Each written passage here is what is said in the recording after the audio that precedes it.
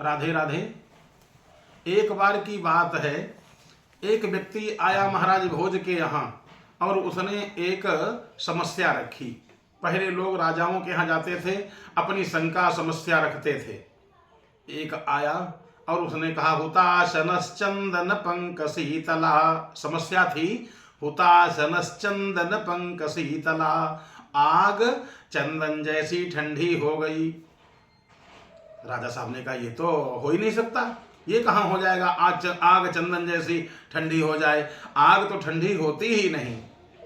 अब जो विद्वान आवे उससे पूछें महाराज भोज, बताओ महाराज, हुताशनश्चंदन पंक शीतला, आग चंदन जैसी ठंडी कब हो गई, क्यों हो गई, हम जानना चाहते हैं। लोगों ने कहा नहीं महाराज ऐसा हो ही नहीं सकता है।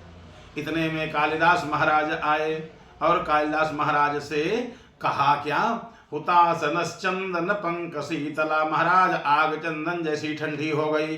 कालिदास बोले वो तो हो ही गई, हम खुदे कहते हो गई। कहा महाराज अच्छी, और जो पूछने आया वो भी तो कह रहा है यही, वही आप भी करो हट हो गई। हाँ वो तो हो ही जाएगी। कहा कैसे हो जाएगी, तो जो देख करके वो व्यक्ति आया था तभी प्रश्न किया, जो देख करके आया था वैसे बिल्कुल कालिदास जी ने बता दिया, क्योंकि सरस्वती कंठ में थी।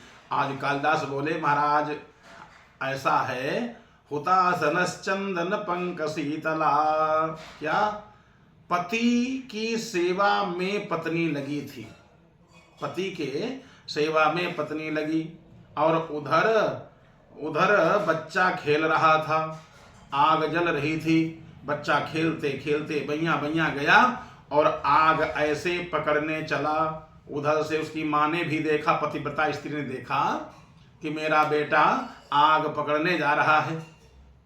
मन में विचार किया अगर बेटे को रोकने जाएं तो पति की सेवा में बाधा पहुंचेगी, तो क्या करें। उसने विचार किया हम क्या करें, पति की सेवा करें या बच्चे को पकड़ें। तो उसने बच्चे को पकड़ा नहीं, सेवा करती रही। जब सेवा करती रही तो हुआ क्या, आग डर गई। पतिव्रता श्राप भयेन पीड़िता, हुताशनश्चंदन पंक शीतला। पतिव्रता श्राप भयेन पीड़िता, पतिव्रता के श्राप के भय के मारे आग कांपने लगी और चंदन जैसी ठंडी हो गई, आग चंदन जैसी ठंडी हो गई। पतिव्रता श्राप भयेन पीड़िता, हुताशनश्चंदन पंक शीतला। इस प्रकार से कालिदास जी ने कहा महाराज आग ठंडी हो गई। जो आया था पूर्ण संतुष्ट हो गया। हाँ महाराज हमने तो देखा था कि आग ठंडी, बालक ने ऐसे आग पकड़ लिया जैसे कोई खिलौना खेलता हो बालक, इसी प्रकार से आग ऐसे अंगारे से खेल रहा था। मैंने देखा तो हमने मन में सोचा ये आग ठंडी क्यों हो गई।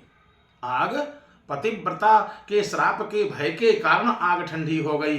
वास्तव में आग ठंडी हो भी सकती है, एक जगह भी नहीं कई जगह पर आग ठंडी हुई। जैसे लंका में आग ठंडी हुई, हनुमान जी ने पूरी लंका फूंकी और आग लगाई, और आग ऐसी लगाई जो पूंछ में कपड़े लिपटे थे, पूंछ हिलाई, सबके अटारियों पर वो कपड़े जलते हुए गिरे जाकर के।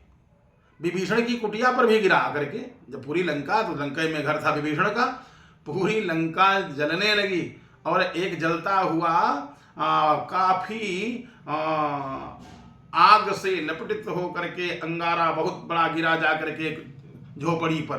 तो सोने की लंका जल रही थी और घास फूस की बनी झोपड़ी, और उस पर गिरा जाकर के जलता हुआ एक पूरा अंगारा। लेकिन वो अंगारा स्वयं कांपने लगा, क्योंकि अगर कहीं छपरिया में, इसके छप्पर में, इसकी झोपड़ी में आग लग गई तो भगवान हमको क्षमा नहीं करेंगे।